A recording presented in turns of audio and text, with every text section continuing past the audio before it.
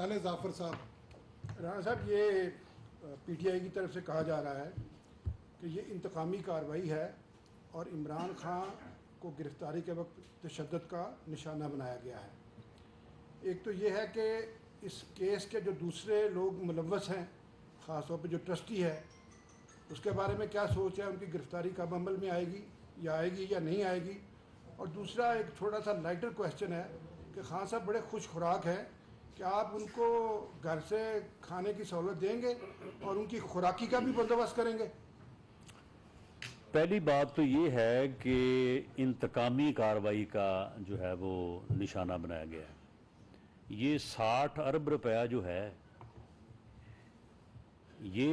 ये supreme court के account में एडजस्ट हुआ या नहीं हुआ? अगर नहीं हुआ तो फिर इंतकामी कार्रवाई का निशाना बनाया गया है। ये अल कादर ट्रस्ट के नाम पे जो ये 7 अरब रुपए की प्रॉपर्टी जो है, ये इमरान खान न्याजी और उनकी अहलिया मोहतरमा के नाम रजिस्टर्ड है, रजिस्ट्रियाँ मौजूद हैं, इंतकाल मौजूद है, तो फिर ये इंतकामी कार्रवाई जो है वो कैसे है? फरग गोगी के नाम 240 कनाल, 458 कनाल वो है और 240 कनाल बनी गाला में उसके नाम रजिस्टर्ड है, इंतकाल है। ये बताए फरग गोगी के इसने पैसे कहाँ से लिए हैं और किसको दिए हैं? ये खुद बताएं कि 458 कनाल और उसके ऊपर जो यूनिवर्सिटी बनी है वो किसने बनाई है, कहाँ से पैसे आए हैं, कहाँ पे इन्होंने जो है वो जो किए हैं।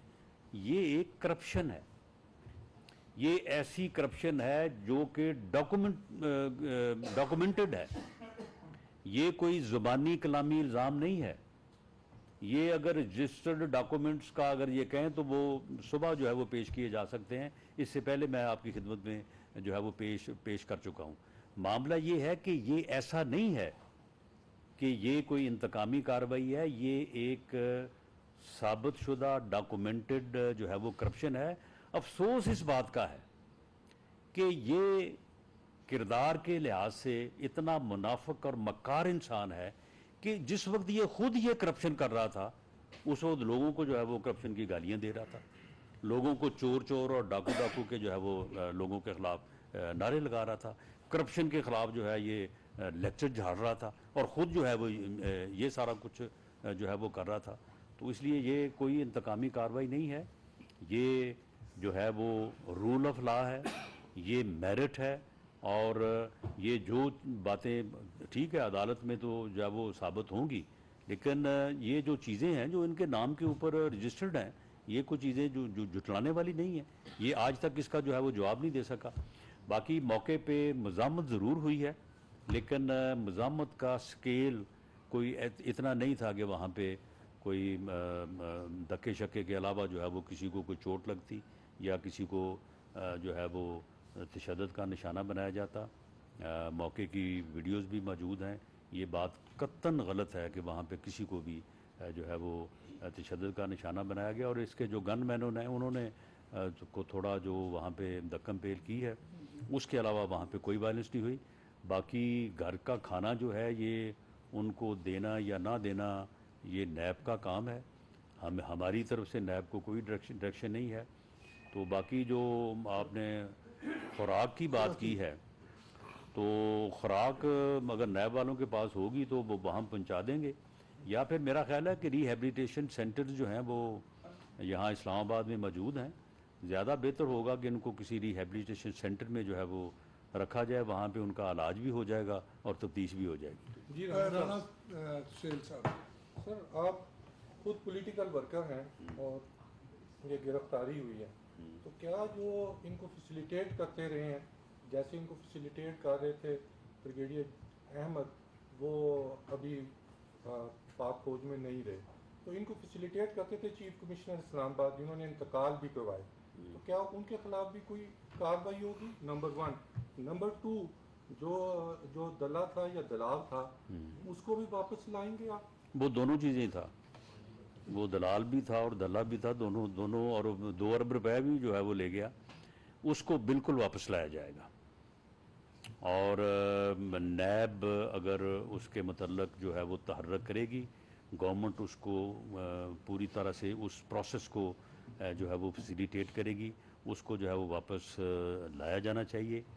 और जहाँ तक इस बात का तल्लक है कि इंतकाल किसने किया, देखें ना, मामला ये है कि जब एक टाउन की जो या कंपनी या डेवलपर जो है वो अगर किसी के नाम पे रजिस्ट्री कराता है तो जो भी वहाँ पे सब रजिस्ट्रार है या वहाँ पे जो रजिस्ट्री मुहर्रर है तो उन्होंने तो उसके नाम कर ही देनी है ना, इसमें उनका तो कोई कसूर नहीं है। तो लेकिन इस पूरे अमल में कैबिनेट जो है उसके ऊपर लेकिन ये बात तो साबित है कि इसने कैबिनेट से भी फ्रॉड किया। ये ऐसा फ्रॉडी है कि इसने अपनी कैबिनेट से फ्रॉड किया और वो ख़त जो था उसे खोला नहीं, उसे दिखाया नहीं, वैसे लहरा के जो है वो आगे निकल गया।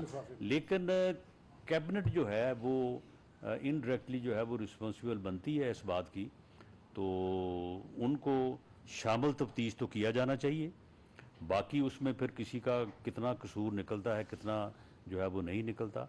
लेकिन मैं इस मौके पे ये बात बड़ी वाज़ेह करना चाहता हूँ और इस बारे में जो है वो वफाक से तमाम सूबों के चीफ सेक्रेटरी और आईजी साहबान और गवर्नमेंट्स को ये कहा गया है कि इस बदबख्त टोले के लोग अगर जो हैं वो इस गिरफ़्तारी पे किसी किस्म की जो है वो अमन व अमान की सूरत हाल पैदा करने की कोशिश करें तो इनके साथ जो है वो पूरी सख्ती से जो है वो निपटा जाए।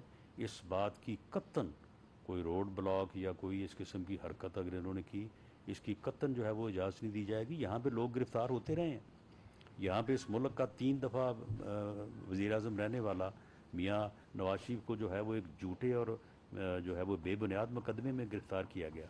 मियाँ शहबाज शरीफ को गिरफ़्तार किया गया, ख़वातीन को जो है वो गिरफ़्तार किया गया, मरीम नवाज़ को गिरफ़्तार किया गया। तो हमने जो है वो अदालतों का सामना किया, अदालतों में अपने मौक़िफ़ को जो है वो रखा। तो हमने तो कोई इस किस्म की जो है कि जी हमें जो है वो अपना सियासी तौर पे जो है वो इंतकाम का निशाना बनाया गया तो लिहाजा हम लोगों से कहें कि जनाब आप जो है वो अमन व अमान की सूरत हाल पैदा करें, तो ये कत्तन इनको ये हक़ नहीं पहुंचता। और अगर ऐसा तजावुज़ किसी ने करने की कोशिश की तो उसके ख़िलाफ़ जो है वो कानून पूरी ताकत से जो है वो नाफिज़ होगा।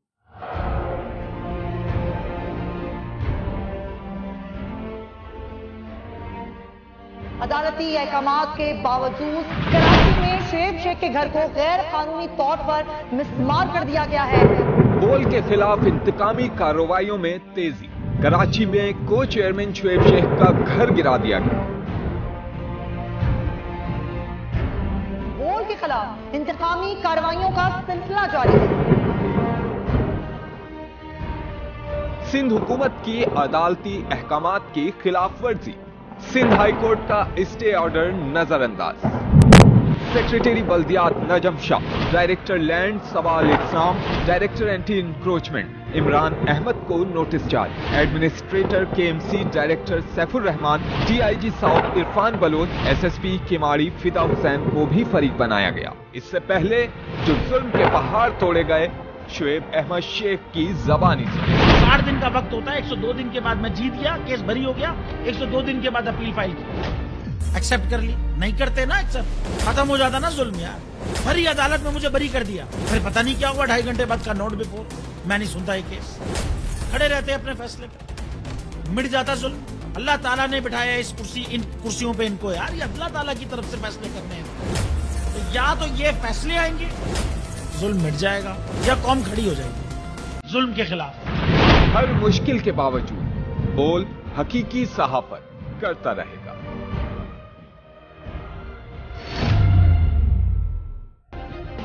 सब्सक्राइब करें और बेल दबाएं ताकि कोई खबर रह न जाए।